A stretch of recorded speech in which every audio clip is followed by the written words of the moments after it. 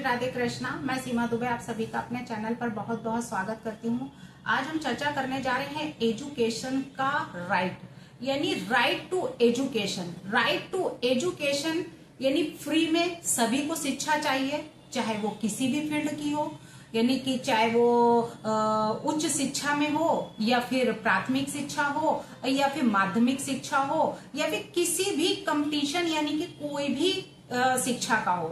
किसी भी फील्ड, चाहे वो मेडिकल हो, इंजीनियरिंग हो, सभी लोगों को ये लगता है कि हमें फ्री में एजुकेशन मिल जाए। और एजुकेशन का जो राइट है वो फंडामेंटल राइट भी है, 21 आर्टिकल में भी दिया है, यानी कि राइट टू पर्सनल लिबर्टी में। वहीं आर्टिकल 45 में भी डिफाइन किया गया है कॉन्स्टिट्यूशन में, इंडियन कॉन्स्टिट्यूशन में, जिसमें कि उसने कहा है डीपीपी यानी directive principle of state policy, राज्य के नीति निर्देशक तत्व में ये कहा गया है कि भाई सभी को राइट है कि वो एजुकेशन ले।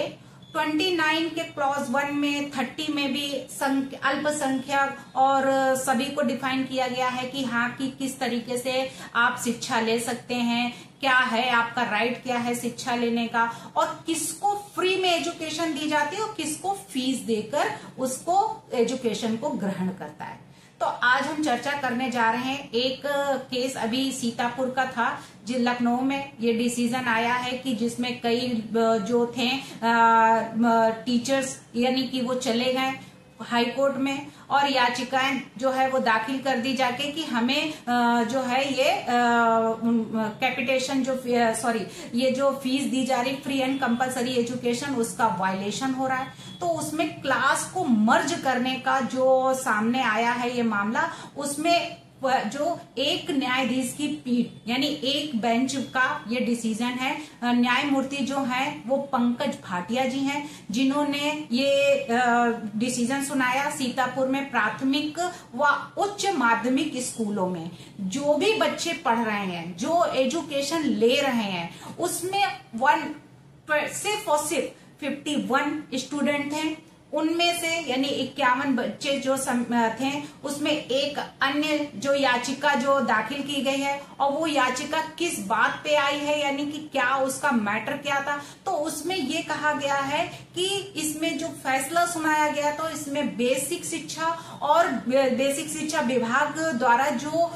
इसमें जो 16 जून का ये मैटर था, जिसमें कि एक आदेश जो दिया गया है, उस आदेश को उन्होंने चुनौती देकर आए कि भाई ये जो है ये बेसिक जो शिक्षा जो है प्राथमिक शिक्षा है और उच्च शिक्षा है, इन दोनों को मर्ज करने का आखिरकार उनका रीजन क्या है। तो उसको उन्होंने कहा कि ये एक वायलेशन है और इन दोनों को अगर एक साथ मर्ज कर दिया जाएगा तो ये फ्री और कंपलसरी एजुकेशन कहाँ से रहेगी, यानी वहां 5th क्लास के बच्चे हैं, 8th क्लास के बच्चे हैं और बड़े क्लास हैं, तो इनमें कैसे इनको मैनेज किया जाएगा। तो उसको लेकर यानी 51 टोटल 51 बच्चे दोनों मिलाकर हुए, यानी बच्चों की संख्या कम थी, तो भाई वहां पे ये सोचा गया कि इन दोनों क्लास को एक साथ मर्ज कर दिया जाए, ताकि जो है समय भी बचत होगा और टीचर भी अपना जो बच्चे कम बच्चों की वजह से वहां बच्चे भी नहीं आते थे, अब टीचर घूम रहे। अब उसी स्कूल में सरकारी टीचर अगर ऐसे होगा तो भाई कुछ ना कुछ तो सोल्यूशन निकाला जाएगा कि टीचर आ रहा है,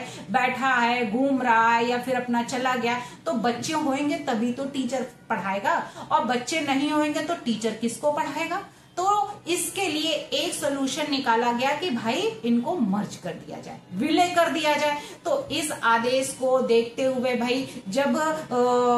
इसमें बेसिक शिक्षा को और उसमें प्राथमिक विद्यालयों के बच्चों की संख्या के आधार पर जो उच्च प्राथमिक व कंपोजिट स्कूल में विलय का प्रावधान जब लाया गया, तो इसमें लोगों को खलबली मच गई कि भाई ऐसा तो गलत हो गया। तो उसको लेकर बच्चों में के मुफ्त व जो अनिवार्य शिक्षा के अधिकार का उल्लंघन करने वाला आदेश बताया गया, और इस आदेश को ये कहा गया है कि ये ठीक नहीं है, क्योंकि उसमें प्राथमिक और उच्च प्राथमिक बच्चों को कैसे मर्ज किया जा सकता है, लेकिन वहां 5th क्लास से लेके यानी कि फर्स्ट है अगर 5th तक बच्चा है तो वो फ्री एंड कंपलसरी एजुकेशन ले सकता है, लेकिन वही फर्स्ट से और 8th क्लास तक का अगर बच्चा उसमें आ जाता है तो वो कैसे भाई लेगा उसमें एजुकेशन। तो इस बात को लेकर हाई कोर्ट में इस पर चर्चा हुई, जिसमें हाई कोर्ट ने इसको खारिज कर दिया और ये कहा कि इसमें कोई भी ऐसी कोई बात नहीं है। फर्स्ट से लेके अगर 8th क्लास तक का बच्चा, अगर बच्चे नहीं आ रहे एक साथ अगर पढ़ते, उनको विलय कर दिया गया है, उनको कंपोज कर दिया गया, तो ऐसा नहीं है कि उसमें कोई वायलेशन हुआ है। तो वहां पे 8th क्लास तक का बच्चा भी, वो भी 14 ईयर्स तक हो जाता है। तो जब 6 से लेकर 14 ईयर्स तक के बच्चों के लिए फ्री एंड कंपलसरी एजुकेशन का प्रावधान दिया गया है, तो यहाँ पे वायलेशन का कहाँ हुआ है, इन्फ्रिंज कहाँ हुआ है भाई इनके अधिकारों का। तो यहाँ पे जो 86 अमेंडमेंट आया, यानी कि जब right to personal liberty part 4 में, यानी कि इसको डिफाइन किया गया कि जब 86 अमेंडमेंट आया था 2022, तो 2022 का जो ये सेक्शन यानी कि 21 आया, 21 में शिक्षा के अधिकार को फंडामेंटल राइट कहा गया कि मूल अधिकार है कि भाई शिक्षा ले। तो शिक्षा लेने के लिए क्या हुआ कि 21 में 21A को जोड़ दिया। अब 21A को 86 अमेंडमेंट 2022 में जब जोड़ा गया तो ये फंडामेंटल राइट बन गया। वहीं पे डीपीपी यानी directive principle of state policy में आर्टिकल 45 कॉन्स्टिट्यूशन का, उसमें जोड़कर ये बताया गया कि भाई जो एजुकेशन है फ्री 6 से लेके 14 ईयर्स तक के बच्चों के लिए, तो उनका अधिकार है कि वो शिक्षा ले, कि भाई उनको जो है ये शिक्षा अगर दे रही है सरकार तो उसको शिक्षा बच्चों को दिलानी चाहिए, शिक्षा लें बच्चे। और वहीं पे जब ये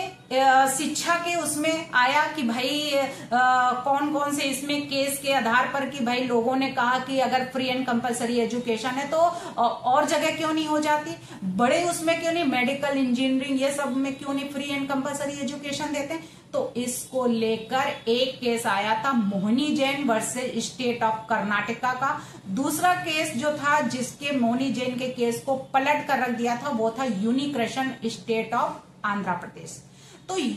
जो केस था यानी कि Mohini Jain versus state of Karnataka का, तो उसमें मोहिनी जैन यूपी की रहने वाली थी। उन्होंने जो वहां के बच्चे थे यानी कि कर्नाटका के, तो कर्नाटका में जो सरकार की तरफ से बच्चे आए तो उनकी फीस 20,000 थी, जो सरकारी कोटे से आए थे 20,000, और वहीं पे जो कर्नाटका के रहने वाले जो बच्चे थे उनकी फीस जो थी 25,000, और जो बाहर के बच्चे थे अदर्स बच्चे थे उनकी 60,000 फीस रखी गई। अब मोहिनी जैन ने कहा ये तो एक अवैध अनकॉन्स्टिट्यूशनल है कि भाई ये दूसरे बच्चों के साथ में ऐसा, तो कैपिटेशन फीस को लेकर यहाँ पे इसको अवैध और ये कहा गया कि ये अनकॉन्स्टिट्यूशनल है, ये सही नहीं है। लेकिन यूनिक्रेशन के केस में ये कहा गया कि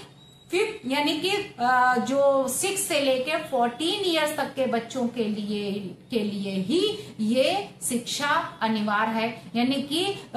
फ्री एंड कंपलसरी एजुकेशन है। तो अब यहाँ पे जो बात आई है कि बच्चों के लिए जो याचिकाएं जाई, इन याचिकाओं से इसे मुफ्त और अनिवार्य शिक्षा कानून के प्रावधानों का उल्लंघन करने वाला जो बताया गया है कि ये इसका साथ ही इसको मर्ज जो किया गया, छोटे बच्चों के स्कूल दूर हो जाने की परेशानियां मुद्दा उठाया गया, इस पर बातें की गई, इन याचिकाओं को पर दलीलें गई, स्कूलों को विलय करने का सरकार का आदेश जो है वो 6 से 14 ईयर्स के बच्चों तक का है, बच्चों को मुफ्त और अनिवार्य शिक्षा के अधिकार का उल्लंघन करने वाला जब बताया गया, तब उनको ये कोर्ट ने बताया कि हाँ इसमें क्या हो सकता है। तो इसमें कहा गया कि ऐसे स्कूलों का पास के स्कूलों के विलय यानी शिक्षकों और अन्य सुविधाओं को बेहतर उपयोग किया जाए, इसलिए इसको ऐसा किया गया। वहीं पे आम आदमी पार्टी इन सबसे कैसे दूर रह सकती है, जब बीएसए कार्यालय पर धरना दिया गया तो आम आदमी पार्टी के लोग भी भाई पहुंच गए। तो आम आदमी पार्टी के प्रदेश प्रभारी राज्यसभा सांसद यानी कि संजय सिंह, वो भी वहां पहुंचे और उन्होंने हाई कोर्ट के इस ऑर्डर को कहा कि ये हैरान करने वाला है, क्योंकि संजय सिंह ने अपने इस बयान पर एक्स पर भी लिखा और शिक्षा का अधिकार एक मूल अधिकार बताया, वो तो है, वो तो खुला। तो शिक्षा का अधिकार उन्होंने कहा कि पार्टी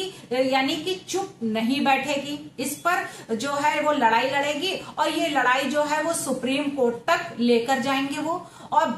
उन्होंने ये भी कहा स्कूल के विलय के विरोध में आप जिलों में लगातार विरोध प्रदर्शन जो है वो कर रही है कि हाँ ऐसा नहीं होना चाहिए, ये फैसला उनको सही नहीं लगा। लेकिन जो कॉन्स्टिट्यूशन यानी इंडियन कॉन्स्टिट्यूशन के आर्टिकल यानी 21A में, आर्टिकल 45 में और एजुकेशन का जो राइट दिए गए, जिसमें केस में भी डिफाइन किया गया है कि एजुकेशन का राइट जो है वो सिर्फ और सिर्फ यानी कि 6 से लेके 14 इयर्स तक के बच्चों के लिए, अगर 14 इयर्स के प्लस हो जाता है उन बच्चों के लिए नहीं है। तो अब ये जब लिखित में है, कॉन्स्टिट्यूशन में डिफाइन कर दिया गया, तो लड़ाई किस बात की? और लड़ाई अगर है तो अगर बच्चों की संख्या कम थी और उनको अगर विलय कर दिया गया है, उनको अगर मर्ज कर दिया गया है, तो इसमें उनको आखिर क्या परेशानी है कि बच्चे कम थे, नहीं आ रहे थे, टीचर घूम रहे हैं, तो टीचरों को भी तो कोई काम चाहिए, बच्चे चाहिए पढ़ाने के लिए।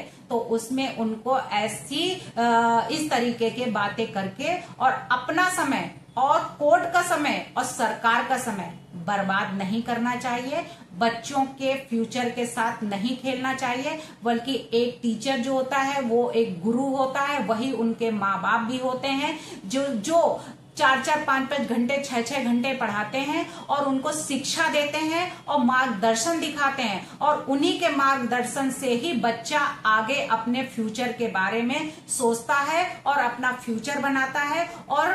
सोचता है कि हमें आगे चलकर क्या बनना है। इसलिए वो प्रथम उसकी माँ टीचर तो होती है, पिता होते हैं, लेकिन उसके बाद उनको उनका गुरु अगर होता है तो वो सिर्फ और सिर्फ टीचर होता है स्कूल का, और वो चाहे वो गुरुकुल का हो और या फिर स्कूल का हो। अगर टीचर ने अपना समय देकर अपनी मेहनत के साथ और बच्चों के साथ में भी अगर मेहनत करता है और उनको अच्छी शिक्षा देता है, तो बच्चा अपनी लाइफ टाइम तक याद करता है। अगर वो कुछ बन जाता है तो ये कहता है हमारे टीचर ने, हमारे गुरु ने ये ज्ञान दिया था, इस वजह से आज हम यहाँ तक पहुंच पाए हैं। सोचिए कितने गर्व की बात है। और वही टीचर जो टाइम पास करे और ये सोचे कि हम सिर्फ और सिर्फ टाइम पास करने के लिए आए हैं, समय जिसके लिए हमें दिया गया, जिसके लिए हमें अपॉइंटमेंट किया गया है कि लोगों को अपना ज्ञान जो है वो बांटें, ज्ञान दें, बच्चों को पढ़ाएं, अगर हम वही न दे पाए तो वो गुरु किस चीज का, वो ज्ञानी किस चीज का और वो टीचर किस बात का। तो सिर्फ और सिर्फ अगर टीचर का पद आपको मिला है, अगर आपको ये मौका मिला है कि आप अपना ज्ञान दूसरों को भी बांटें और अपने ज्ञान से उन बच्चों का फ्यूचर भी बनाएं, और फ्यूचर बनने के बाद बच्चा जो है अगर वो कुछ बन जाता है तो वाकई में उस बच्चे के साथ साथ उस टीचर की भी तारीफ होती है। तो सोचिए, आपको अपने बच्चे और अपने लिए अगर कुछ सोचना है और उनका फ्यूचर अगर बनाना है, तो सोचिए कि कितने गर्व की बात है कि हम अपना टाइम बर्बाद ना करके जो रूल रेगुलेशन जो पास किए गए हैं उनको फॉलो करें और अपना भी समय बचाइए और बच्चों को भी का भी समय बर्बाद मत करिए। भारत माता की जय। वंदे मातरम। जय श्री।